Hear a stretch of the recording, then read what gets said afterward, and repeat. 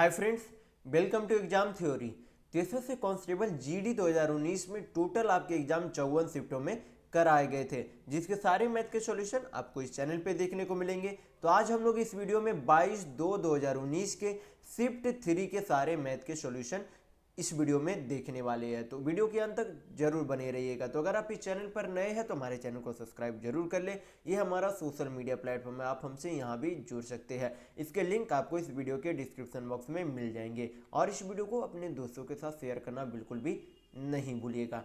ये जो है टोटल आपके इतनी शिफ्टों में एसएससी कांस्टेबल जीडी 2019 के एग्जाम कराए गए थे, जिसके 11 तारीख से लेकर के 22 तारीख के शिफ्ट 2 तक के सारे मैथ के सॉल्यूशन आपको इस चैनल पर करा दिए गए हैं। तो सारे वीडियो आप हमारे चैनल के प्लेलिस्ट में जाकर देख सकते हैं। तो आज हम लोग इस वीडियो में 22/2/2019 के शिफ्ट 3 के सारे मैथ के प्रश्नों के सॉल्यूशन देखने वाले हैं। तो चलिए बढ़ते हैं आज के प्रश्नों की ओर। तो देखेंगे क्वेश्चन नंबर 1। यह आपका क्या है, ग्राफ का क्वेश्चन। यहाँ पर आपका ग्राफ में दिया गया है, वर्ष के नाम दिए गए हैं और कक्षा 9, 10, 11, 12 में जो है वर्षों के हिसाब से सभी में जो है प्रतिशत अंक दिया गया है।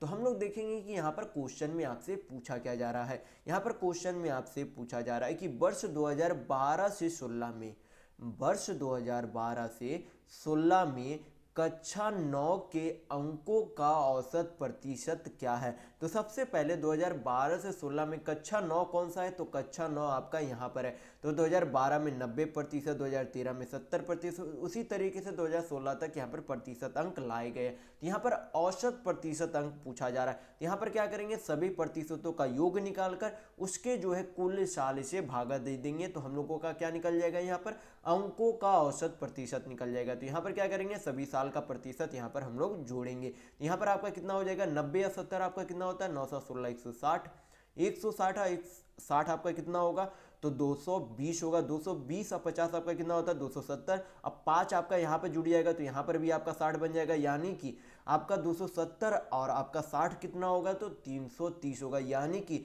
कुल मिलाकर कक्षा 9 में 330% अंक जो है प्राप्त किए गए हैं कुल सालों में यहाँ पर। और टोटल यहाँ पर जो है नंबर ऑफ ईयर यानी कि सालों की संख्या कितनी है, वर्ष की संख्या कितनी है, तो टोटल 5 है।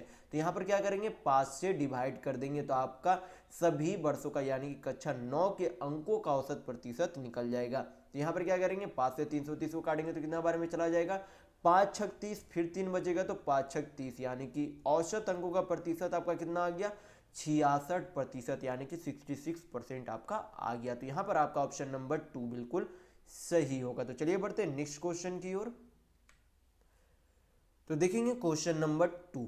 यहाँ पर दिया गया है कि साज और सौम एक साथ 9 दिनों में एक काम को पूरा करते हैं। यानी कि साज और सौम मिलकर जब दोनों काम करते हैं तो दोनों मिलकर किसी काम को कितने दिनों में पूरा करते हैं, तो 9 दिन में पूरा करते हैं। फिर बोला गया कि साज स्वयं 15 दिन में वही काम को पूरा कर सकती है। यानी कि अगर साज अकेले उस काम को करती है तो कितने दिनों में पूरा करती है, 15 दिनों में पूरा करती है।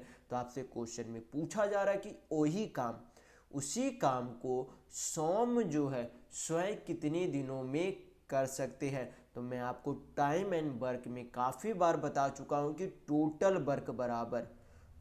वर्क बराबर आपका क्या होता है, इफिशियंसी इनटू टाइम होता है। यानी कि कुल का TW यानी कि टोटल वर्क यानी कि कुल कार्य होता है, ई से इफिशियंसी यानी कि कार्य क्षमता, टी से टाइम यानी कि समय होता है। तो हमें यहाँ पर क्या करना होगा, साज और सौम का दोनों का मिलाकर कार्य क्षमता और साज का कार्य क्षमता यानी कि इफिशियंसी निकालने की हमें जरूरत है। तो यहाँ पर क्या बोला गया, साज और सौम दोनों मिलकर जो है किसी काम को कितने दिनों में करते हैं, 9 दिन में पूरा करते हैं। और उसी काम को साज अकेले जो है कितने दिनों में पूरा करती है, तो 15 दिनों में पूरा करती है। तो यहाँ पर से हम लोग क्या करेंगे, 15 और 9 का एलसीएम यानी कि लघुत्तम ले लेंगे। तो 15 और 9 का एलसीएम यानी कि लघुत्तम कितना होता है, तो आपका 45 एलसीएम होता है 15 और 9 का। अब क्या करेंगे, अब हम लोग करेंगे कि 45 को 9 से भाग देंगे। 45 को क्या करेंगे, 9 से भाग देंगे तो आपका कितना आएगा, 5 आएगा। आपका कितना आएगा, 5 आएगा। यानी कि साज और सौम जो है दोनों मिलकर 5 की कार्य क्षमता से काम कर रही है। साज और सौम जो है दोनों मिलकर कितने की कार्य क्षमता से काम कर रही है, 5 की कार्य क्षमता से काम कर रही है। और क्या करेंगे आप, 45 को 15 से भाग देंगे तो आपका कितना आएगा, 45 को जब 15 से भाग देंगे तो आपका कितना आएगा, 3 आएगा। यानी कि साज जो है अकेले कितने की कार्य क्षमता से काम कर रही है, 3 की कार्य क्षमता से काम कर रही है। जब दोनों मिलकर काम करती है तो कितने की कार्य क्षमता से काम करती है, 5 की कार्य क्षमता से। और जब साज अकेले काम करती है तो कितने की कार्य क्षमता से काम करती है, 3 की कार्य क्षमता से कार्य करती है। तो जब हम लोग 5 माइनस 3 करेंगे, क्या करेंगे, 5 माइनस 3 करेंगे तो आपका क्या निकल जाएगा, किसकी कार्य क्षमता निकल जाएगी, सौम्य की कार्य क्षमता निकल जाएगी। क्योंकि जब दोनों मिलकर काम करते हैं तो 5 की कार्य क्षमता से काम करते हैं, और साज जब अकेले काम करती है तो 3 की कार्य क्षमता से काम करती है। तो जब दोनों के कार्य क्षमता से साज की कार्य क्षमता को माइनस करेंगे तो किसका निकल जाएगा, सौम्य की कार्य क्षमता निकल जाएगी। यानी कि 5 में से 3 गया तो आपका कितना बचा, 2 बचा। यानी कि साज की कितनी कार्य क्षमता है, तो 2 है। तो साज को करना कितना काम है, क्योंकि कुल कार्य कितना है आपका, 45 है। यानी कि साज को जो है करना कितना काम है, 45 काम करना है। और कितने की कार्य क्षमता से प्रतिदिन कितने काम करेगी, तो 2 काम करेगी। यानी कि करना काम 45 है, करेगी काम 2 की कार्य क्षमता से। जब टोटल वर्क यानी कि कुल कार्य बटा एफिशिएंसी यानी कि कार्य क्षमता से जब डिवाइड किया जाता है तो क्या निकल जाता है, टाइम यानी कि समय निकल जाएगा। यानी कि यहाँ पर किसका समय निकल जाएगा, सौम्य का समय निकल जाएगा। तो 45 बटा 2 यहाँ पर पूर्णांक में चेंज करेंगे तो आपका कितना आ जाएगा, 22.1/2 डेज। यानी कि 22.1/2 दिनों की यहाँ पर समय लगेगा, किसको, सौम्य को उस कार्य को करने में। तो इस प्रश्न का यहाँ पर सारे 22 दिन बिल्कुल सही आंसर होगा। तो अगर आपको वीडियो पसंद आ रहा है तो लाइक करते जरूर चलिएगा। तो चलिए बढ़ते नेक्स्ट क्वेश्चन की ओर। तो देखेंगे क्वेश्चन नंबर 3। ये आपका क्या है, सिंप्लीफिकेशन का क्वेश्चन है। मैं बॉड मास थ्योरम काफी बार पहले वाले वीडियो में बता चुका हूं कि क्या होता है। बॉड मास थ्योरम आपका क्या होता है, BOD होता है। बी से आपका क्या होता है, ब्रैकेट होता है। ब्रैकेट कितने प्रकार के होते हैं, 3 प्रकार के होते हैं। एक आपका बिग ब्रैकेट, एक आपका मिडिल ब्रैकेट, एक आपका स्मॉल ब्रैकेट होता है। ओ से आपका क्या होता है, ऑफ होता है और हिंदी में का दिया रहता है। डी से क्या होता है, डिवाइड यानी कि भाग, एम से मल्टीप्लाई यानी कि गुना, ए से ऐड यानी कि जोड़, एस से सब्ट्रैक्ट यानी कि घटा होता है। जो आपका बॉड मास में यानी कि ब्रैकेट, पहले ब्रैकेट का हल करेंगे, उसके बाद ऑफ का, उसके बाद डिवाइड का। यानी कि बॉड मास थ्योरम के हिसाब से जो पहले है उसे पहले और जो बाद में है उसे बाद में हल करेंगे। तो चलिए सिंप्लीफिकेशन का यहाँ पर सॉल्यूशन यानी कि हल करेंगे हम लोग। तो यहाँ पर सबसे पहले क्या करेंगे, स्मॉल ब्रैकेट का सारा हल कर लेंगे। तो 18 में से 14 जाएगा तो आपका कितना बचेगा, 18 में से जब 14 को माइनस करेंगे तो आपका कितना बचेगा, तो 4 बचेगा। कितना बचेगा आपका, 4 बचेगा। यहाँ पर फिर ब्रैकेट के बाहर क्या, ऑफ है।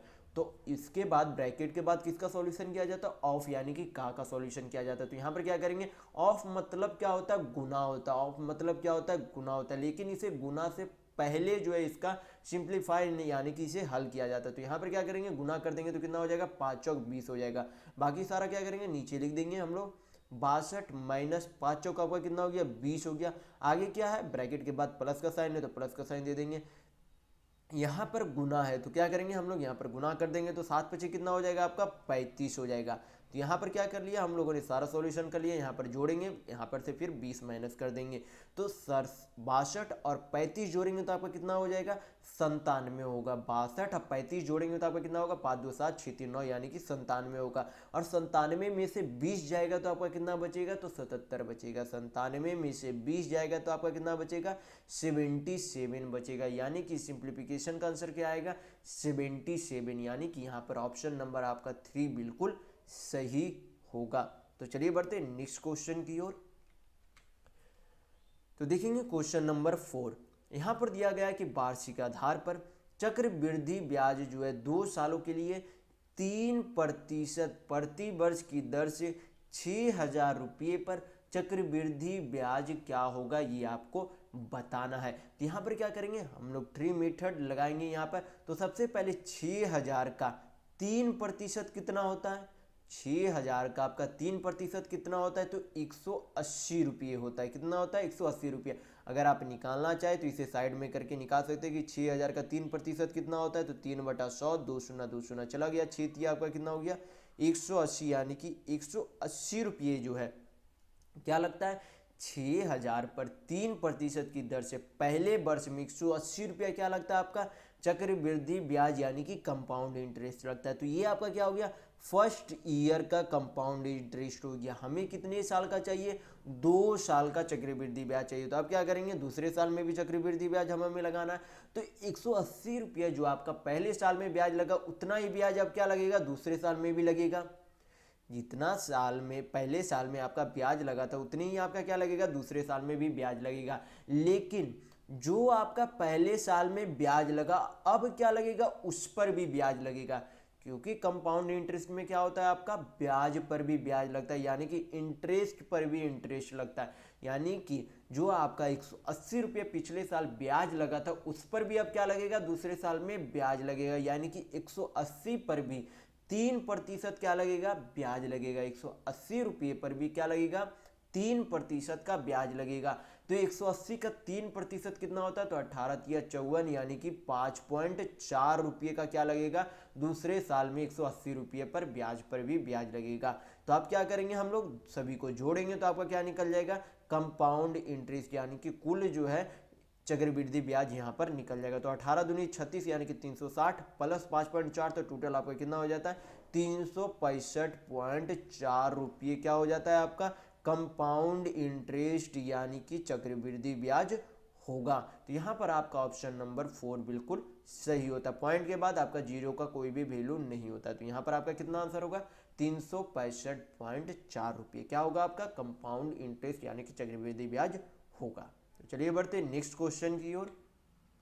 तो देखिए क्वेश्चन नंबर 5 यहाँ पर दिया गया है कि एक क्रिकेट टीम में 11 खिलाड़ियों की औसत आयु कितने वर्ष है, 22 वर्ष यानी कि 22 ईयर है। फिर बोला गया कि जब टीम के कोच की आयु इसमें शामिल की जाती है तो औसत आयु क्या हो जाती है, 1 वर्ष बढ़ जाती है। तो आपसे क्वेश्चन में पूछा जा रहा है कि टीम के कोच की आयु कितनी है। तो यहाँ पर सबसे पहले 11 खिलाड़ियों का औसत आयु कितना दिया गया है, 22 वर्ष यानी कि 22 ईयर दिया गया है। कितना दिया गया, 22 ईयर यानी कि 22 साल दिया गया है। 11 खिलाड़ियों का औसत दिया गया।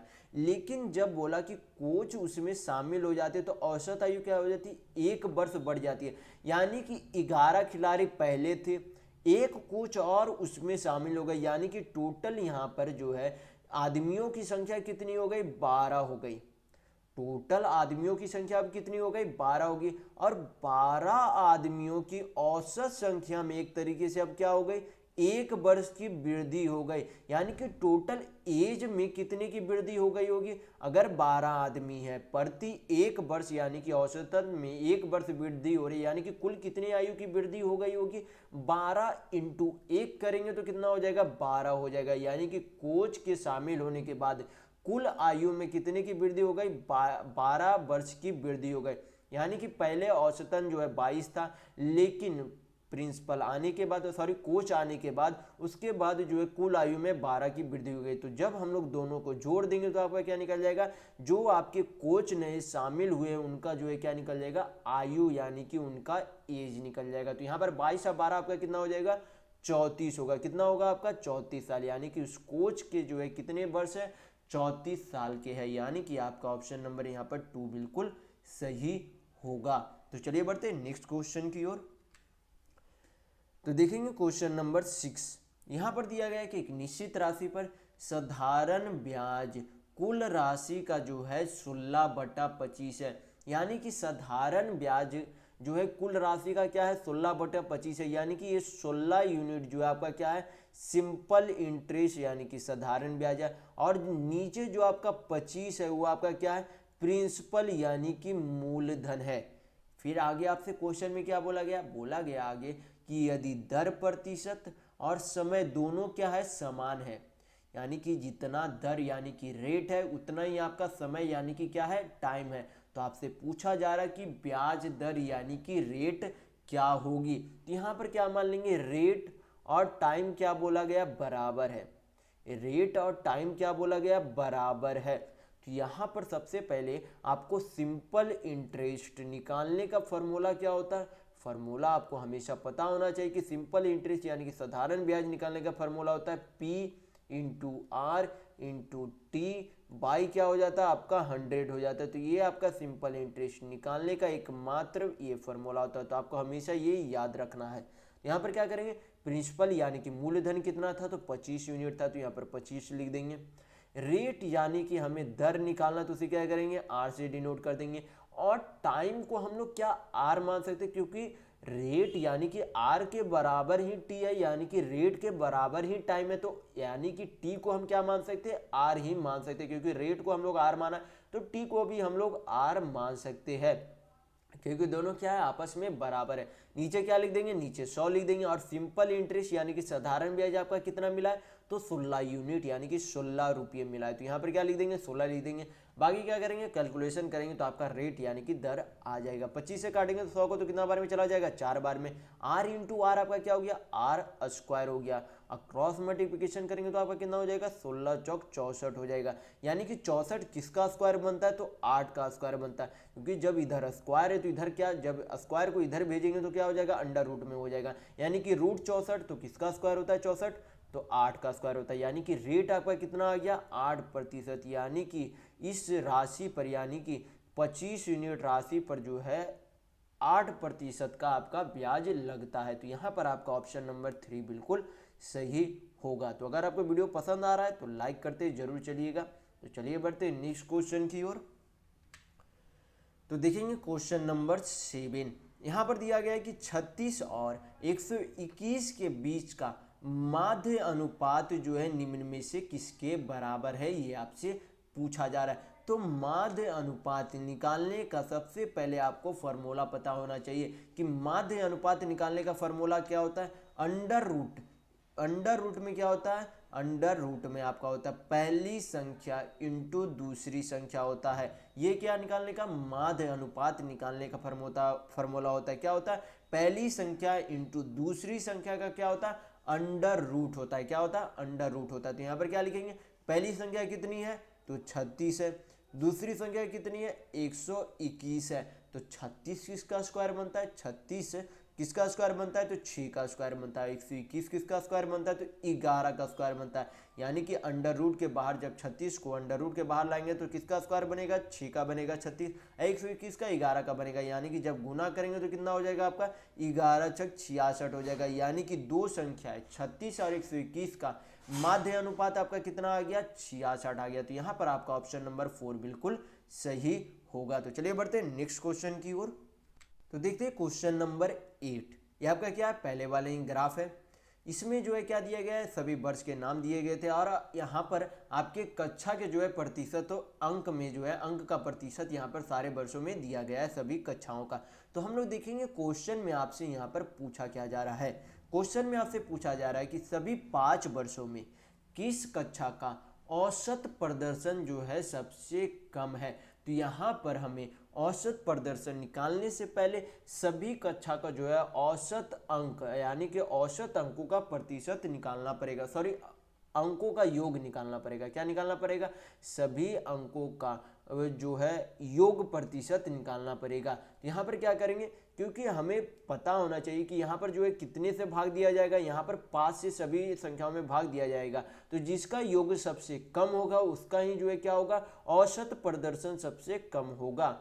तो यहाँ पर क्या करेंगे, सबसे पहले देखेंगे कक्षा 9 में जो है कुल कितने प्रतिशत जो है अंक प्राप्त किए गए। तो कक्षा 9 में सभी को जोड़ेंगे तो कितना हो जाएगा आपका 916, 16 6 22, 22 और 5 27, 5 आपका इसमें जुड़ जाएगा 55 में तो 60, तो 27 और 6 आपका कितना हो गया 33, यानी कि 330% अंक जो है कक्षा 9 में प्राप्त किए गए थे।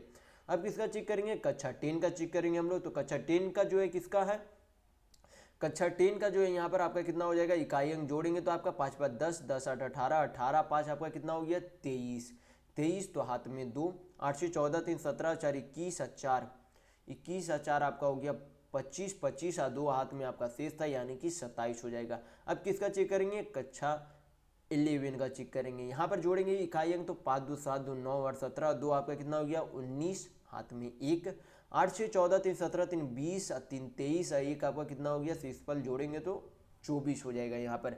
तो यहाँ पर हमें पता चल रहा है कि कक्षा 9 तो बिल्कुल नहीं हो सकता, क्योंकि इसका योग अभी तक जो है 2 संख्याओं से यहाँ पर अधिक दिख रहा है, और यहाँ पर कक्षा 9 से भी अधिक किसका दिख रहा है, कक्षा 10 का योग दिख रहा है। तो यानी कि कक्षा 10 भी आपका औसत अंक जो है सबसे कम नहीं हो सकता। यहाँ पर अभी तक क्या है, आपका कक्षा 11 का बन रहा है। आगे चेक करेंगे, कक्षा 12 का भी चेक करेंगे, सभी का योग करके इकाई अंक जोड़ेंगे तो 8 5 13, 13 3 16, 16 5 21, 21 8 आपका कितना होता है, 29 होता है। तो हाथ में 2, 7 5 12, 3 15, 3 18, 3 21 और 2 आपका कितना हो गया, 23 हो गया।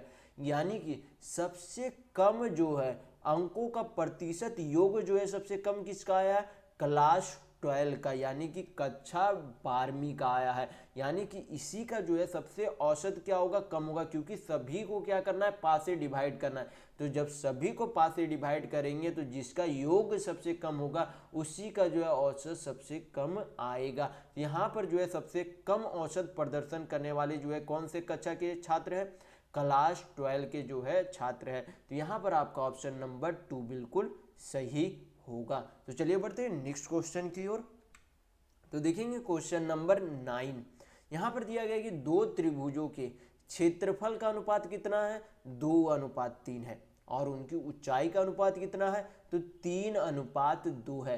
तो आपसे पूछा जा रहा है कि उनके आधार यानी कि उनके बेस का अनुपात क्या है, ये आपसे पूछा गया है। तो यहाँ पर क्या करेंगे, सबसे पहले हम लोग यहाँ पर जो है आपको पता होना चाहिए कि किसी भी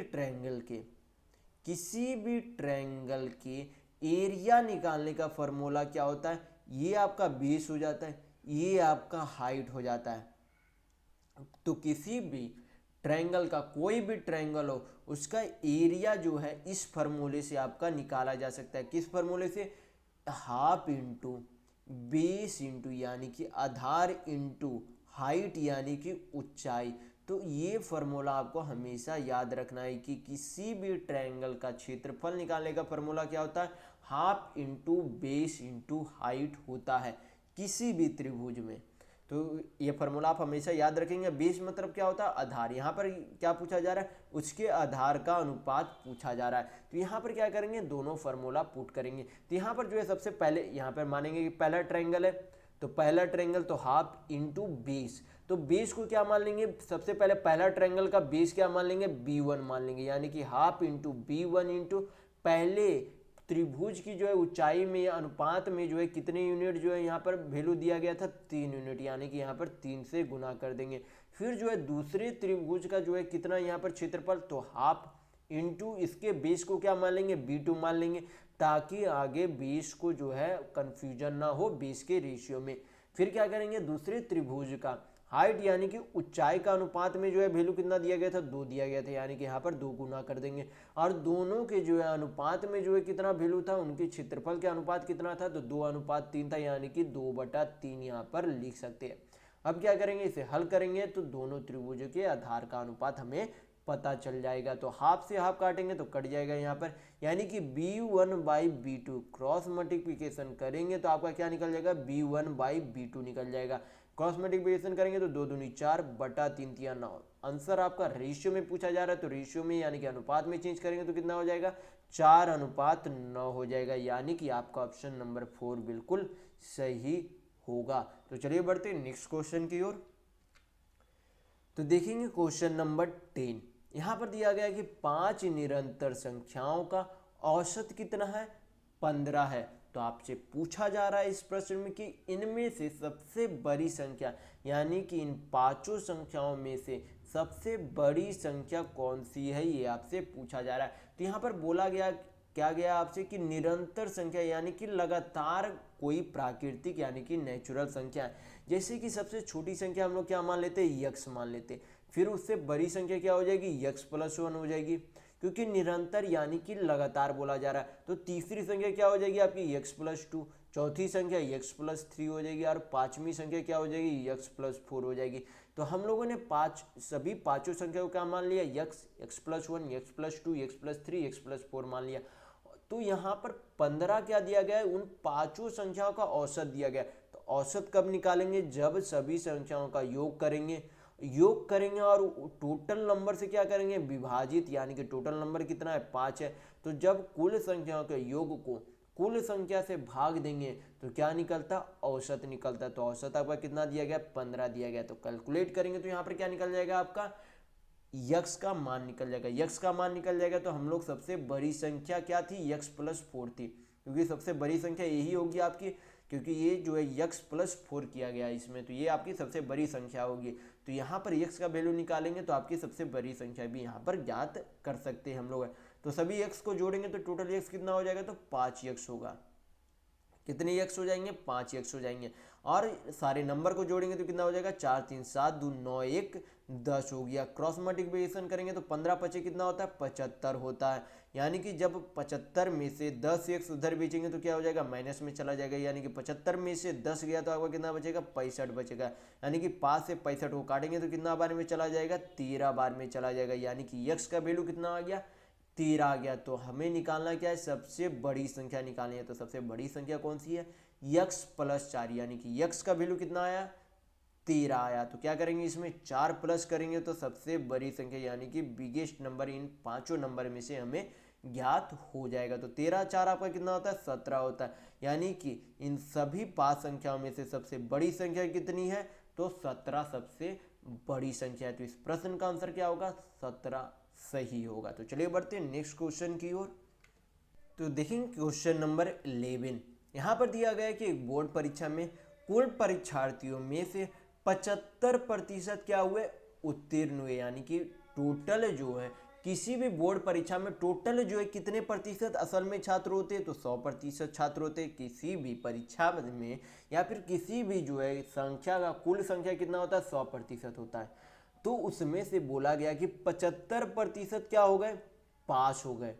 75% क्या हो गए, 100% में से 75% पास हो गए। तो फेल कितने हो गए होंगे, तो 100 माइनस 75 यानी कि 25% क्या हो गए होंगे, फेल हो गए होंगे। तो फिर बोला गया क्वेश्चन में कि यदि अनुत्तीर्ण परीक्षार्थियों की संख्या जो है कितनी है, 625 है। यानी कि ये 25% बराबर टोटल कितने स्टूडेंट है, 625 स्टूडेंट है। तो आपसे क्वेश्चन में पूछा गया कि कुल परीक्षार्थियों की जो है संख्या कितनी है। तो कुल परीक्षार्थी कितने थे, 100% थे। कुल परीक्षार्थियों की संख्या कितनी थी, 100%। तो 25% बराबर अगर 625 स्टूडेंट है तो यहाँ पर से क्या निकाल सकते हैं हम लोग, 1% का वैल्यू निकाल सकते हैं। यहाँ पर 25 से 625 को काटेंगे तो कितना बार में चला जाएगा, 1% बराबर आपका हो जाएगा 25 हो जाएगा। तो 25 से जब 625 को काटेंगे तो कितना बार में चला जाएगा, 25 बार में चला जाएगा। आप हमेशा जो है, मैं काफ़ी बार पहले वाले वीडियो में बोल चुका हूँ कि 1 से 30 तक आप हमेशा स्क्वायर याद रखें। इस तरीके के प्रश्न में आपको इससे आसानी होगी, ताकि जो है समय की भी आपकी इसमें बचत होगी, जिससे कि आप अन्य प्रश्न में भी आप समय दे सकते हैं। तो यहाँ पर 1% बराबर कितने स्टूडेंट आ गए, टोटल 25 स्टूडेंट। हमें चाहिए क्या, 100% का वैल्यू चाहिए। तो दोनों तरफ क्या कर देंगे, 100 से गुना कर देंगे तो क्या निकल जाएगा, 100% का वैल्यू निकल जाएगा। यानी कि 100% बराबर टोटल कितने छात्र थे, तो 2500 छात्र थे। कितने छात्र थे, कुल 2500 छात्र थे। यानी कि आपका ऑप्शन नंबर 3 बिल्कुल सही होगा। तो चलिए बढ़ते हैं नेक्स्ट क्वेश्चन की ओर। तो देखेंगे क्वेश्चन नंबर 12। यहाँ पर दिया गया कि दो ट्रेन विपरीत दिशा में 40 किलोमीटर प्रति घंटा और 50 किलोमीटर प्रति घंटा की गति से अलग अलग स्थानों से 360 किलोमीटर की दूरी से आ रही है। तो आपसे पूछा गया है कि कितने घंटे बाद जो है एक दूसरे से मिलेगी, यानी कि आपको समय निकालना है। तो सबसे पहले आपको पता होना चाहिए कि समय बराबर आपका क्या होता है, समय बराबर आपका होता है दूरी बटा चाल होता है। क्या होता है आपका समय बराबर, दूरी बटा चाल। समय यानी कि टाइम, दूरी यानी कि डिस्टेंस, चाल यानी कि स्पीड होता है। तो ये आप फार्मूला आप हमेशा याद रखेंगे कि समय बराबर दूरी बटा चाल होता है। तो हमें निकालना क्या है, समय ही निकालना है कि वे एक दूसरे को कितने समय बाद जो है मिलेंगे। तो हमें समय निकालना है, तो समय निकालने के लिए क्या करते हैं, ऊपर दूरी लिखते हैं। तो टोटल जो है एक दूसरे के बीच की दूरी कितनी है, तो 360 किलोमीटर है। एक दूसरे के बीच की दूरी कितनी है, 360 किलोमीटर है। अब बोला गया कि दोनों ट्रेन जो एक दूसरे के विपरीत दिशा में चल रही है। तो आपको पता होना चाहिए कि जब विपरीत दिशा में विपरीत दिशा में जब दो ट्रेन चलती है, जब दो ट्रेन विपरीत दिशा में चलती है तब उनके चाल क्या होते हैं, आपस में जुड़ते हैं। जब दो ट्रेन विपरीत दिशा में चलते हैं तब दोनों ट्रेन के चाल क्या होते हैं, आपस में जुड़ते हैं। अगर वो एक ही दिशा में, अगर बोला जाए आपको कि विपरीत दिशा की जगह बोला जाता आपसे कि दो ट्रेन एक ही दिशा में जा रही है, तब चाल क्या होता है, घटता है। लेकिन जब आपसे बोला जाए क्वेश्चन में कि दो ट्रेन विपरीत दिशा से जो है चल रही है, तब उनका चाल क्या होता है, आपस में जुड़ता है। तो यहाँ पर क्या कर देंगे, दोनों को चाल को जोड़ देंगे। तो 40 और 50 आपका कितना होता है, 90 होता है। कितना होता है आपका, 90 होता है। तो क्या करेंगे, 360 को 90 से काटेंगे तो कितना बार में चला जाएगा, 4 बार में। यानी कि दोनों ट्रेन एक दूसरे से जो है 4 घंटे बाद मिलेगी। कितने घंटे बाद मिलेगी, 4 घंटे बाद मिलेगी। यानी कि आपका ऑप्शन नंबर 1 बिल्कुल सही होगा। तो चलिए बढ़ते नेक्स्ट क्वेश्चन की ओर। तो देखेंगे क्वेश्चन नंबर 13। यहाँ पर दिया गया है कि सबसे बड़ी संख्या निम्न में से कौन सी है जिससे 146, 248, 611 को विभाजित करने पर शेषफल 2, 8 और 11 आती है। यानी कि कोई संख्या है, कोई संख्या से जब 146 को विभाजित किया जाता है तो शेषफल कितना बचता है, 2 बचता है। यानी कि जब 146 में से 2 माइनस कर देंगे, 146 में से 2 माइनस कर देंगे तो कितना आएगा आपका, 144 आएगी। यानी कि वो संख्या क्या होगी, जो भी संख्या है अब वो क्या करेगी, 144 को पूरी तरीके से यहाँ पर काटनी चाहिए। फिर क्या बोला गया कि 248 में 8 शेषफल बचता है, तो 8 माइनस कर देंगे तो कितना आ जाएगा, 240। यानी कि वो संख्या क्या होगी, अब 240 को पूरी तरीके से विभाजित करेगी। और तीसरे में क्या बोला गया, 11 शेषफल बचता है। यानी कि 11 माइनस कर देंगे तो कितना आ जाएगा, 600 आ जाएगा। यानी कि वो संख्या जो है 600 को अब क्या करनी चाहिए, पूरी तरीके से विभाजित करनी चाहिए। तो यहाँ पर क्या देखेंगे, जो भी संख्या इन तीनों संख्याओं को विभाजित करेगी पूर्णतः, वही आपकी क्या होगी, आंसर सही होगी। तो यहाँ पर क्या करेंगे, सभी ऑप्शनों को यहाँ पर चेक करेंगे। तो 47 से देखेंगे तो यहाँ पर 144, तो 3 से गुणा करके देख लेते तो आपका कितना आएगा, 7 तिया 21, 4 तिया 12, 2 14, यानी कि 141 होता है। तो यहाँ पर कितना होना चाहिए, 144, यानी कि 47 ये पूरी तरीके से नहीं कटेगी। 24 से देखेंगे तो 24 छक 144 होता है। फिर 24 से तो आपका कितना हो जाएगा, 10 बार में चला जाएगा। 24 यहाँ पर कितना हो जाएगा, 24 दूनी 48, 24 बचे 120, यानी कि 24 यहाँ पर आपका आंसर हो सकता है। बाकी दो ऑप्शनों को यहाँ पर चेक कर लेंगे क्योंकि यहाँ पर बोला गया सबसे बड़ी संख्या।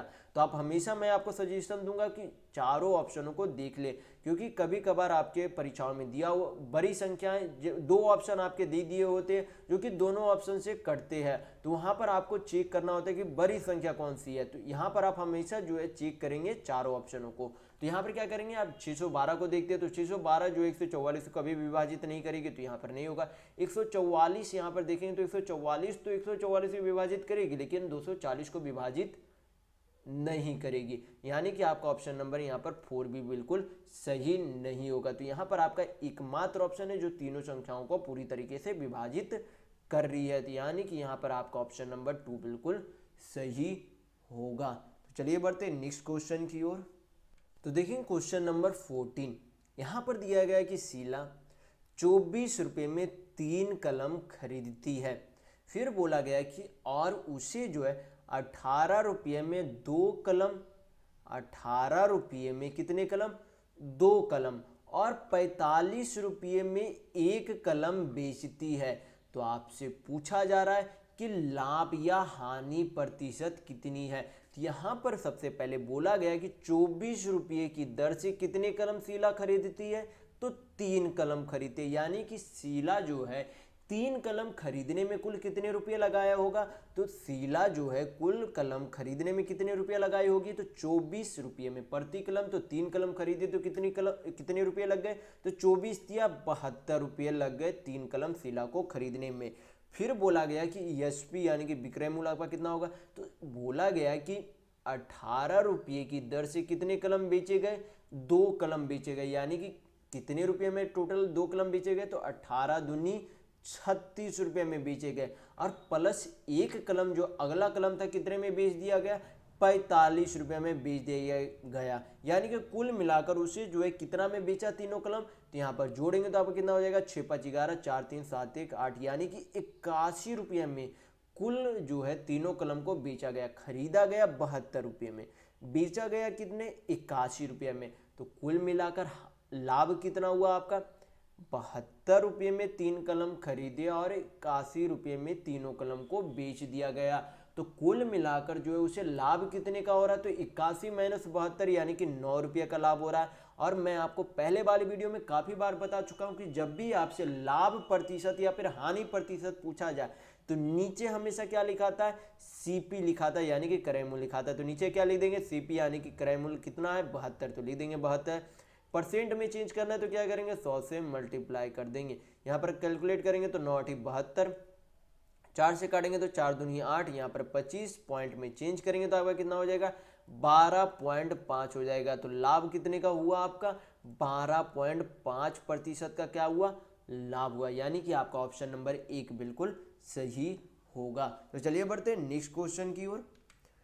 तो देखेंगे क्वेश्चन नंबर 15, यहाँ पर दिया गया है कि समानांतर चतुर्भुज यानी कि पैरेललोग्राम का आधार जो है उसकी ऊंचाई से दुगनी है, यानी कि किसी पैरेललोग्राम का बेस जो है उसकी ऊंचाई यानी कि हाइट से क्या है दोगुनी, यानी कि अगर हाइट हम लोग अगर यक्स यानी कि ऊंचाई अगर यक्स मान लेते हैं तो उसका बेस यानी कि आधार कितना हो जाएगा 2 गुना यानी कि 2x हो जाएगा। फिर बोला गया कि इसका क्षेत्रफल यानी कि उस समानांतर त्रिभुज के क्षेत्रफल कितना दिया गया 288 सेंटीमीटर स्क्वायर दिया गया क्षेत्रफल इस समानांतर चतुर्भुज का। तो आपसे पूछा जा रहा है क्वेश्चन में कि समानांतर चतुर्भुज यानी कि पैरेललोग्राम का आधार क्या होगा, ये आपसे पूछा जा रहा है। तो पैरेललोग्राम का एरिया निकालने का फॉर्मूला क्या होता है, बेस इंटू हाइट होता है। क्या होता है आपका बेस इंटू हाइट होता है। एक तो आपका पैरेललोग्राम यानी कि समानांतर चतुर्भुज निकालने का एरिया का निकालने का फॉर्मूला होता है लंबाई गुना चौड़ाई होता है, लेकिन एक फॉर्मूला आपका ये भी होता है समानांतर चतुर्भुज के क्षेत्रफल निकालने का आधार गुना ऊंचाई होता है। क्या होता है पैरेललोग्राम की एरिया निकालने का एक फार्मूला ये भी होता है, क्या होता है बेस गुना हाइट यानी कि आधार गुने ऊंचाई होता है। तो यहाँ पर क्या करेंगे आधार गुना ऊंचाई करेंगे तो आधार कितना है 2x है, हाइट कितना x है, दोनों का गुना करेंगे तो क्या निकल जाएगा एरिया यानी कि क्षेत्रफल निकल जाएगा। तो टोटल एरिया यानी कि कुल क्षेत्रफल कितना दिया गया 288 सेंटीमीटर स्क्वायर दिया गया। तो 2x इंटू एक्स करेंगे तो कितना हो जाएगा 2x स्क्वायर हो जाएगा। कितना हो जाएगा आपका 2x स्क्वायर हो जाएगा, बराबर कितना है 288, 2 से काटेंगे 288 को तो 144 बार में चला जाएगा। इधर क्या है यक्स स्क्वायर है, स्क्वायर को जब इस अंदर रूट में भेजेंगे तो 144 किसका स्क्वायर होता है तो 12 का स्क्वायर होता है, यानी कि यक्स का वैल्यू कितना आ गया 12 आ गया। यहाँ पर आपसे पूछा क्या जा रहा है समानांतर चतुर्भुज का आधार कितना होगा एक निश्चित वैल्यू में, तो यक्स का मान कितना आया 12 आया और बेस यानी कि आधार का वैल्यू कितना है 2x है, यानी कि यक्स का वैल्यू यहाँ पर क्या पुट करेंगे 12 पुट करेंगे, यानी कि 2 इंटू 12 करेंगे तो आपका कितना हो जाएगा 12 दूनी 24 सेंटीमीटर हो जाएगा। यानी कि समचतुर्भुज के यहाँ पर जो है आपका समचतुर्भुज का आधार का जो है यहाँ पर आधार कितना आ गया 24 सेंटीमीटर आ गया। तो यहाँ पर आपका ऑप्शन नंबर 1 बिल्कुल सही होगा। चलिए बढ़ते हैं नेक्स्ट क्वेश्चन की ओर। तो देखेंगे क्वेश्चन नंबर 16, यहाँ पर दिया गया कि एक व्यापारी ने 18,800 रुपये में एक मशीन बेची और उसे 6% क्या हुआ नुकसान हुआ। बोला जा रहा है आपसे कि एक व्यापारी ने 18,800 रुपये में एक मशीन बेची और उसे 6% का नुकसान हुआ। तो आपसे पूछा जा रहा है कि मशीन का लागत मूल्य क्या है। तो 6% को क्या करेंगे 6% का क्या बोला गया नुकसान हुआ। तो कोई भी वस्तु का क्रय मूल्य यानी कि सीपी खुद में कितना होता है 100% होता है। तो नुकसान कितने का हुआ 6% का हुआ, यानी कि उसे जो है 100% में खरीदा था 6% के नुकसान में बेच दिया, यानी कि कितने में बेच दिया 94% में बेच दिया। तो यहाँ पर 94% यानी कि उस वस्तु का विक्रय मूल्य कितना दिया गया 18,800 रुपया दिया गया, यानी कि 94% बराबर कितना है 18,800 रुपये। तो यहाँ पर से हम लोग क्या निकाल सकते हैं 1% का वैल्यू निकाल सकते हैं। तो यहाँ पर इसे कैलकुलेट करेंगे, 94 से काटेंगे तो कितना बार में चला जाएगा, 2 बार में, यानी कि 1% का वैल्यू कितना आ गया आपका, 200 रुपये आ गया। आपका कितना आ गया, 200 रुपये। हमें चाहिए क्या, यहाँ पर पूछा जा रहा है आपसे कि लागत मूल्य क्या है, तो लागत मूल्य कितना, 100% है। तो 100%, 1% का वैल्यू कितना है, 200 है। तो 100% का वैल्यू निकालने के लिए क्या करेंगे, 200 में 100 गुना कर देंगे, तो आपका क्या निकल जाएगा, सीपी यानी कि क्रय मूल्य निकल जाएगा। तो आपका कितना हो जाएगा, 200 × 100 तो 20,000 हो जाएगा। कितना हो जाएगा आपका, 20,000 हो जाएगा, यानी कि उस वस्तु का क्रय मूल्य कितना है, 20,000 रुपये, यानी कि आपका ऑप्शन नंबर यहाँ पर 3 बिल्कुल सही है। तो चलिए बढ़ते हैं नेक्स्ट क्वेश्चन की ओर। तो देखेंगे क्वेश्चन नंबर 17। ये आपका क्या है, पहले वाले ही ग्राफ है, इसमें वर्ष के नाम दिए गए और सभी कक्षाओं में यहाँ पर अंकों का प्रतिशत दिया गया है। तो क्वेश्चन में देखेंगे कि क्या पूछा जा रहा है आपसे। यहाँ पर क्वेश्चन में आपसे पूछा जा रहा है कि किस वर्ष में सभी 4 कक्षाओं का औसत प्रतिशत अधिकतम था।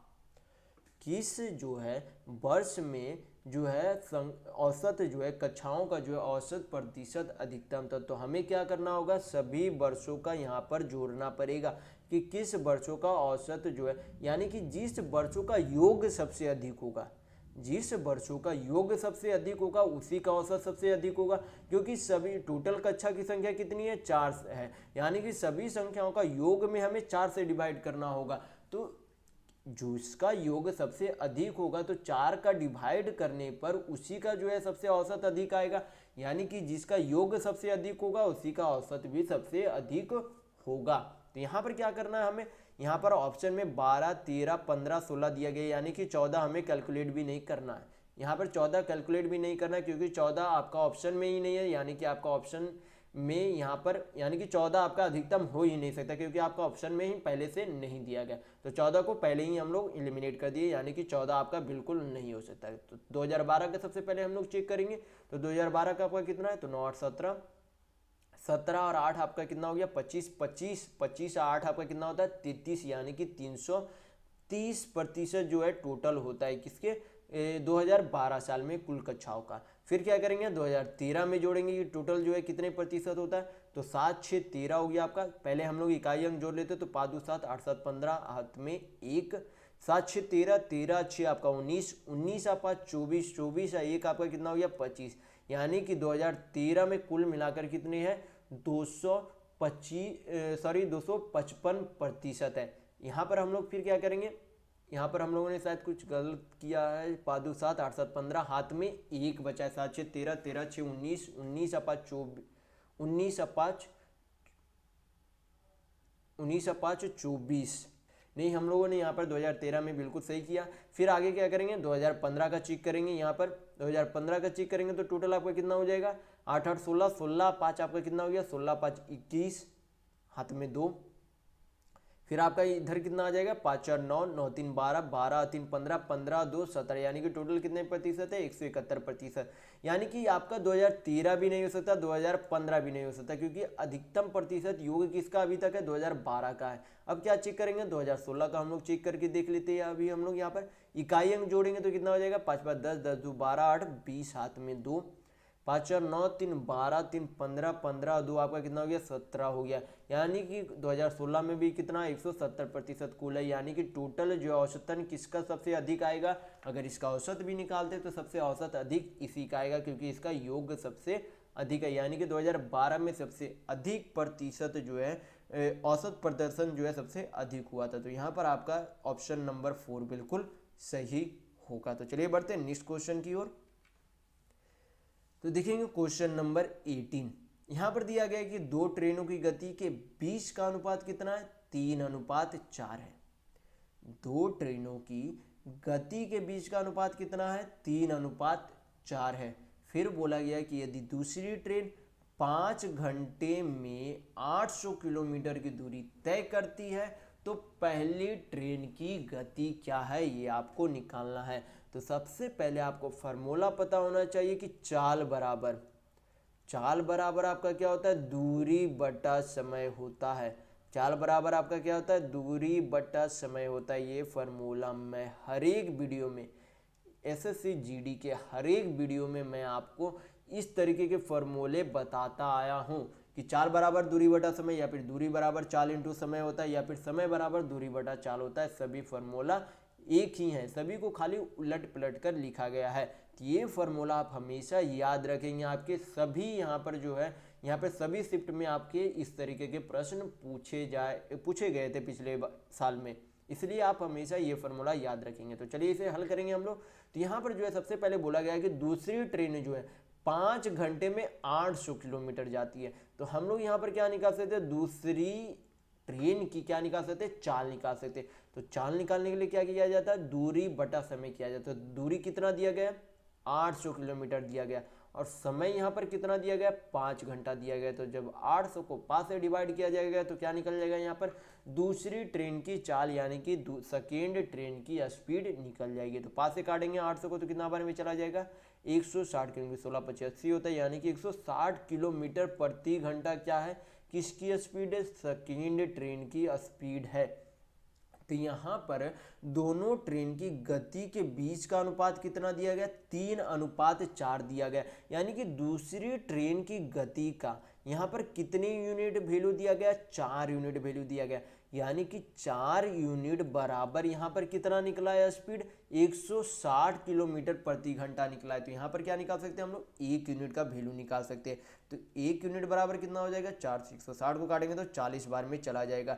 यानी कि 1 यूनिट बराबर कितना वैल्यू है, 40 किलोमीटर प्रति घंटा। तो हमें चाहिए क्या, पहली ट्रेन की गति चाहिए। तो पहली ट्रेन की गति जो है रेशियो में यूनिट का वैल्यू कितना था, तो 3 यूनिट था। तो 1 यूनिट का वैल्यू अगर 40 किलोमीटर प्रति घंटा तो 3 यूनिट का वैल्यू कितना हो जाएगा, तो 3 से गुना कर देंगे तो कितना आ जाएगा आपका, 4 तिया 12, यानी कि 120 किलोमीटर प्रति घंटा हो जाएगी किसकी चाल, आपकी पहली ट्रेन की चाल। यानी कि आपका ऑप्शन नंबर यहाँ पर 1 बिल्कुल सही होगा। तो चलिए बढ़ते हैं नेक्स्ट क्वेश्चन की ओर।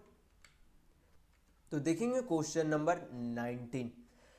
यहाँ पर क्वेश्चन में दिया गया है कि x, y और z के बीच जो है कितना राशि है, 4600 रुपये की राशि जो है 1/2 अनुपात 2/3 अनुपात 3/4 के अनुपात में क्या किया गया, वितरित किया गया है। तो आपसे पूछा जा रहा है क्वेश्चन में कि y का हिस्सा कितना है, ये आपसे पूछा गया है। तो सबसे पहले क्वेश्चन में दिया क्या गया, क्वेश्चन में दिया गया कि x, y, z का कितना अनुपात है, 1/2 अनुपात 2/3 अनुपात 3/4 है। तो इसे हम लोग फ्रैक्शन में बदल के, फ्रैक्शन से इसे हम लोग किस में चेंज करेंगे, इंटीजर में चेंज करेंगे। तो यहाँ पर इंटीजर में चेंज करने के लिए क्या करेंगे, जो नीचे का सारा संख्या दिया गया है, नीचे का जो सारा संख्या दिया गया उसमें क्या कर लेंगे, एलसीएम ले लेंगे। यानी कि 2, 3, 4 का क्या लेंगे हम लोग, एलसीएम यानी कि लघुत्तम ले लेंगे। तो 2, 3, 4 का एलसीएम कितना होता है, तो 2, 3, 4 का एलसीएम आपका कितना होता है, तो 12 होता है। तो सभी में क्या करेंगे, 12 से गुना कर देंगे। क्या करेंगे, 12 से सभी में गुना कर देंगे। फिर क्या करेंगे, कैलकुलेट करेंगे तो 2 छक 12, 3 चौक 12, 4 तिया 12। तो यहाँ पर कितना हो गया आपका, 6 × 1 यानी कि 6, 4 दूनी 8 हो गया आपका, 3 तिया आपका कितना हो गया, 9 हो गया। यानी कि x, y, z का जो है रेशियो में यानी कि इंटीजर में वैल्यू आपका कितना आ गया, 6:8:9 आ गया। तो यहाँ पर जो है टोटल राशि कितना दिया गया, 4600 रुपया दिया गया। और यहाँ पर टोटल जो है रेशियो में कितना योग है, तो सभी को जोड़ेंगे तो 8, 6, 14, 14, 9 कितना होता है आपका, 23 होता है। यानी कि 23 यूनिट बराबर कुल कितने रुपये दिए गए, जो तीनों में बांटे गए थे, तो 4600 रुपये। तो यहाँ पर से हम लोग क्या निकाल सकते हैं, 1 यूनिट का वैल्यू निकाल सकते हैं। तो 1 यूनिट बराबर कितना हो गया आपका, 23 दूनी 46, 23 से काटेंगे 4600 को तो 23 दूनी 46, यानी कि 1 यूनिट बराबर 200 रुपये। तो हमें चाहिए क्या, y का हिस्सा चाहिए। तो y जो है कितने यूनिट था, तो y 8 यूनिट जो है, कुल हिस्से में से 8 यूनिट हिस्सा किसका था, y का था। तो 1 यूनिट बराबर अगर 200 रुपये, तो 8 यूनिट का वैल्यू निकालने के लिए क्या करेंगे, 8 से गुना करेंगे। तो 8 दूनी कितना हो गया आपका, 1600 रुपया हो गया। यानी कि y का हिस्सा कितना आ गया आपका, 1600 रुपये आ गया। तो यहाँ पर आपका ऑप्शन नंबर 1 बिल्कुल सही होगा। तो चलिए बढ़ते हैं नेक्स्ट क्वेश्चन की ओर। तो देखते हैं क्वेश्चन नंबर 20। यहाँ पर दिया गया है कि 4000 रुपये बिक्री मूल्य वाले एक डाइनिंग सेट पर 8% की छूट पर बेचा जाता है। यानी कि 4000 रुपये आपका क्या है, मार्क्ड प्राइस यानी कि अंकित मूल्य है। फिर बोला गया इस क्वेश्चन में कि और इस पर जो है क्या किया जाता है, 10% का लाभ होता है, यानी कि 4,000 रुपये का कोई जो है अंकित मूल्य वस्तु है उस पर 8% की छूट दी जाती है, और उस पर जो है छूट देने के बाद भी कितना लाभ कमाता है, 10% का लाभ कमाता है। तो आपसे पूछा जा रहा है कि डाइनिंग सेट का लागत मूल्य यानी कि उसका सीपी यानी कि कॉस्ट प्राइस क्या है, उसका क्रय मूल्य क्या है, ये आपसे पूछा जा रहा है। तो सबसे पहले जो है उसका अंकित किया गया मूल्य जो है उस जो है डाइनिंग टेबल का, डाइनिंग सेट का जो अंकित किया गया मूल्य कितने रुपये है, 4,000 रुपये है। और यहाँ पर जो है छूट कितने का दिया जा रहा है, 4,000 रुपये के कोई मूल्य पर जो है छूट कितने का दिया जा रहा है, 8% का छूट दिया जा रहा है, यानी कि उसे बेचा कितने में जाएगा, तो 92% में बेचा जाएगा। उसे जो है 92% बेचने पर भी लाभ कितने का हो रहा है, 10% का लाभ हो रहा है, यानी कि नीचे कितना आ जाएगा आपका, 110% आ जाएगा। हल करेंगे तो आपका क्या निकल जाएगा, सीपी यानी कि क्रय मूल्य निकल जाएगा। तो चलिए इसे हल करेंगे तो 0 से 0 आपका चला गया, 92 चौक करेंगे तो आपका कितना हो जाएगा, 4 दूनी 8, 9 चौक आपका कितना हो गया 36, पे कितना हो जाएगा, 2 शून्य बढ़ जाएगा आपका बटा 11। पॉइंट में आपका आंसर है तो पॉइंट में यहाँ पर लाएंगे नंबर, तो यहाँ पर कितना हो जाएगा, कितने रुपए हो जाएगा, 11 तिया 33, आपका 3 बचा। फिर से आपका 11 तिया 33, तो आपका कितना बचेगा, 5 बचेगा, 11 चौक 44, तो 6 बचेगा, तो 11 पचे 55, फिर आपका 5 बचेगा तो 11 चौक 44, फिर 6 बचेगा तो 11 पचे 55 आपका हो जाएगा। यानी कि आपका जो है डाइनिंग सेट का लागत मूल्य कितना था, तो 3345.45 रुपये जो है क्या था, उस डाइनिंग सेट का लागत मूल्य यानी कि कॉस्ट प्राइस था। तो यहाँ पर आपका ऑप्शन नंबर 2 बिल्कुल सही होगा। तो चलिए बढ़ते हैं नेक्स्ट क्वेश्चन की ओर। तो देखेंगे क्वेश्चन नंबर 21। यहाँ पर दिया गया कि श्वेता जो है 30 घंटे में एक दीवार पेंट कर सकती है। फिर बोला गया कि जबकि अंशुल जो है 40 घंटे में इसे पेंट कर सकता है, यानी कि श्वेता 30 घंटे में एक दीवार पेंट कर सकती है और अंशुल जो है 40 घंटे में एक दीवार पेंट कर सकती है। फिर बोला गया कि यदि वे इसे एक साथ करते हैं और 14,000 का भुगतान प्राप्त करते हैं तो अंशुल का हिस्सा कितना है। तो जब भी रुपये किसी व्यक्ति के बीच में बांटा जाता है, आपको हमेशा ये ध्यान रखना है कि जब भी किसी 2 व्यक्ति या 3 व्यक्ति, जितने भी व्यक्ति उनके बीच में अगर राशि बांटा जाता है, यानी कि उसके बीच रकम बांटा जाता है, तो हमेशा किसके अनुपात में बांटा जाता है, तो उसके कार्य क्षमता यानी कि इफिशियंसी के अनुपात में बांटा जाता है। जब भी किसी रकम को किसी व्यक्तियों के बीच में बांटा जाता है तो किस आधार पर बांटा जाता है, उसके कार्य क्षमता के अनुपात के आधार पर बांटा जाता है। ये आप हमेशा ध्यान रखेंगे। तो यहाँ पर सबसे पहले बोला गया कि श्वेता जो है एक दीवार को कितने समय में पेंट करती है, तो 30 घंटे में पेंट करती है, और उसी दीवार को अंशुल जो है 40 घंटे में पेंट करती है। तो यहाँ पर क्या है, आपका टाइम है, तो टाइम का यहाँ पर अगर अनुपात में चेंज करेंगे तो कितना हो जाएगा, 3:4 हो जाएगा। तो समय का उल्टा क्या होता है, इफिशियंसी यानी कि कार्य क्षमता होती है।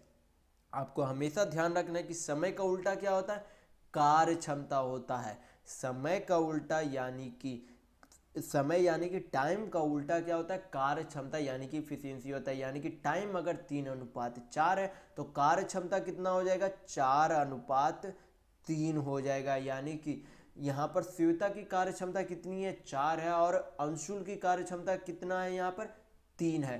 तो दोनों के बीच जो है इतने ही अनुपात में जो है पैसे को बांटा जाएगा। यानी कि कुल कितने अनुपात हो जाएंगे, तो 4 3 7 यूनिट हो जाएंगे इफिशियंसी। और टोटल जो है कितने रुपये बांटा गया दोनों के बीच में, तो 14,000 रुपये बांटा गया। तो यहाँ पर 1 यूनिट का वैल्यू हम लोग निकाल सकते हैं। तो 1 यूनिट का वैल्यू कितना हो जाएगा, यहाँ पर 7 दूनी 14 यानी कि 2,000 रुपये। तो हमें निकालना किसका हिस्सा, तो अंशुल का हिस्सा निकालना है। तो अंशुल का जो है यहाँ पर कितने यूनिट जो है रुपये में था, तो 3 यूनिट रुपये में था। तो 1 यूनिट बराबर अगर 6,000 रुपये, तो 3 यूनिट का वैल्यू निकालने के लिए क्या करेंगे, 2,000 में 3 से मल्टीप्लाई करेंगे तो आपका कितना आ जाएगा, 6,000। यानी कि अंशुल का जो है उस रुपये में जो है कितना हिस्सा है, यानी कि कितना रुपये उसे प्राप्त होता है, तो 6,000 रुपये प्राप्त करता है। यानी कि आपका ऑप्शन नंबर 1 बिल्कुल सही होगा। तो चलिए बढ़ते हैं नेक्स्ट क्वेश्चन की ओर। तो देखते हैं क्वेश्चन नंबर 22।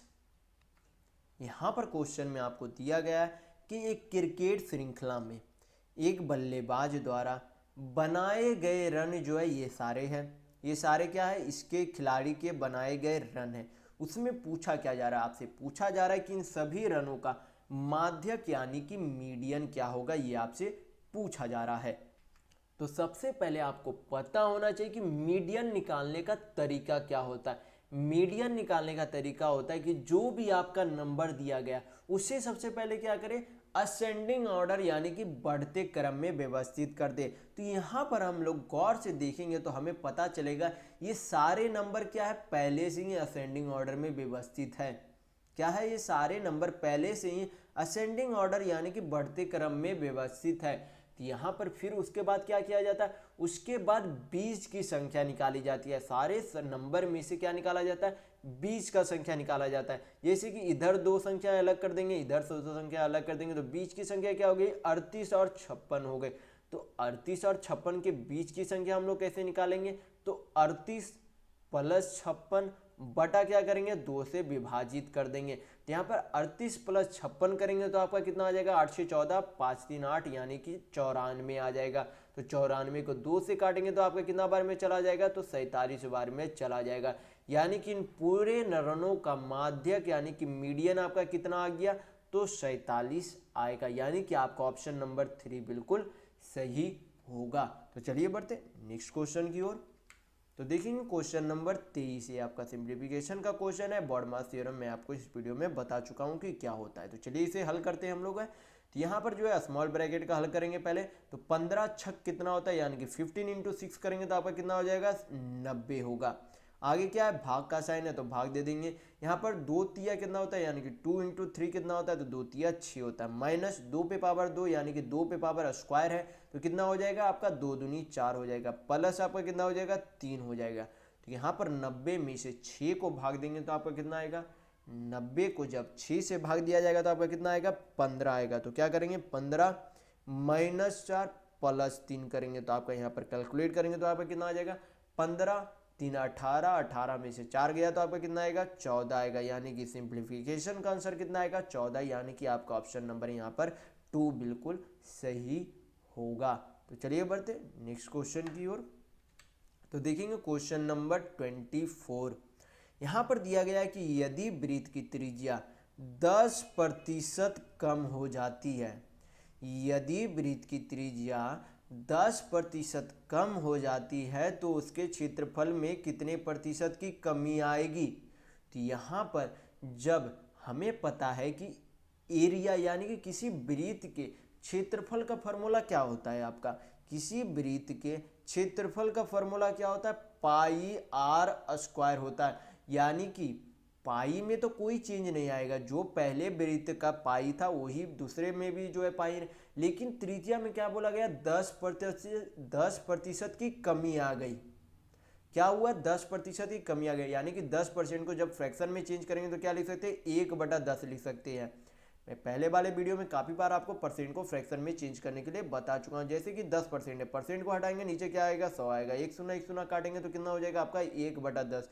यानी कि आपका 10% को हम लोग यहाँ पर 1/10 भी लिख सकते हैं। यानी कि उसकी त्रिज्या में 10 यूनिट की अगर कोई पहले त्रिज्या थी तो उसमें क्या हुई, 1 यूनिट की कमी हो गई। यानी कि पहले 10 यूनिट की त्रिज्या थी तो अब कितनी हो गई, 9 यूनिट, यानी कि 1 यूनिट की कमी हो गई। तो त्रिज्या यानी कि आर आपका यहाँ पर कितने बार आता है, तो 2 बार आता है। ये किसी वृत्त के एरिया में आर आपका कितने बार गुना किया जाता है, 2 बार। तो यहाँ पर ये प्रक्रिया हम लोग कितने बार करेंगे, 2 बार करेंगे। यानी कि दूसरे बार में भी त्रिज्या 10 यूनिट त्रिज्या थी तो कितनी हो गई, 9 हो गए। दोनों तरफ गुना करेंगे तो क्या करेंगे, यहाँ पर 10 100 हो जाएगा, 9 नंबर कितना हो जाएगा, 81 हो जाएगा। तो यहाँ पर जो है पहले आर स्क्वायर का वैल्यू कितना था, 100 था, तो दूसरे बार में आर स्क्वायर का वैल्यू कितना हो गया, 81 हो गया। तो जो आपका यहाँ पर अंतर है उतनी आपका क्या होगा, क्षेत्रफल यानी कि एरिया में अंतर होगा। तो कितने का यहाँ पर अंतर है, तो यहाँ पर 19 का अंतर है। और 19 का अंतर जो है किस में आया, पहले वाले में से जो है चेंज किस में हुआ है, तो पहले वाले में से चेंज हुआ है। तो नीचे क्या लिखेंगे, 100 लिखेंगे, परसेंट में चेंज करना है तो 100 से मल्टीप्लाई करेंगे। तो 2 यहाँ पर 100 कट गया तो आपका कितना आ जाएगा, टोटल 19% आ जाएगा। यानी कि उसके क्षेत्रफल में जो है कितने प्रतिशत की कमी आएगी, तो 19% की कमी आएगी। अगर आप इसे डायरेक्ट बनाना चाहते हैं तो एक फार्मूला भी याद रख सकते कि 2% को 1% में चेंज करने के लिए क्या करते हैं, a plus B plus a into B by 100 करते हैं। क्या करते हैं, a प्लस बी यानी कि पहला परसेंट प्लस दूसरा परसेंट प्लस पहला इंटू दूसरा परसेंट बटा 100 करते हैं। तो पहले परसेंट में जो है कमी हुई यानी कि -10, फिर दूसरे परसेंट में भी कमी हुई यानी कि -10। यहाँ पर क्या है, प्लस का साइन है, लेकिन यहाँ पर a आपका क्या है, -10 है, और आपका b यानी कि दूसरा परसेंट भी क्या है, -10, या नीचे आपका क्या है, 100 है। तो -10 कितना हो गया, -20 हो गया। यहाँ पर क्या है, प्लस का साइन है, लेकिन 10 नहीं 100 आपका कट गया, माइनस माइनस आपका क्या हो जाता, प्लस हो जाता है। यानी कि 1 इंटू 1 यहाँ पर कितना हो जाएगा, आपका 1 हो जाएगा। तो यानी कि -20 प्लस 1 तो कितना हो जाएगा आपका, -19। यानी कि कुल मिलाकर 19% की क्या हुई, कमी हुई। तो आप चाहे तो रेशियो मीटर से भी बना सकते हैं या फिर आप ये फॉर्मूला भी याद रख सकते हैं। तो यहाँ पर आज दोनों स्थितियों में आपका ऑप्शन नंबर 4 ही बिल्कुल सही आंसर होगा। तो चलिए बढ़ते हैं नेक्स्ट क्वेश्चन की ओर। तो देखेंगे क्वेश्चन नंबर 25। यहाँ पर दिया गया है कि एक मिश्रण में 4:3 के अनुपात में दूध और पानी है। एक मिश्रण में 4:3 के अनुपात में दूध और क्या है, पानी है। फिर बोला गया कि जब इस मिश्रण में 5 लीटर क्या मिलाया जाता, पानी डाला जाता है, तो दूध और पानी का अनुपात कितना हो जाता है, 6:7 हो जाता है।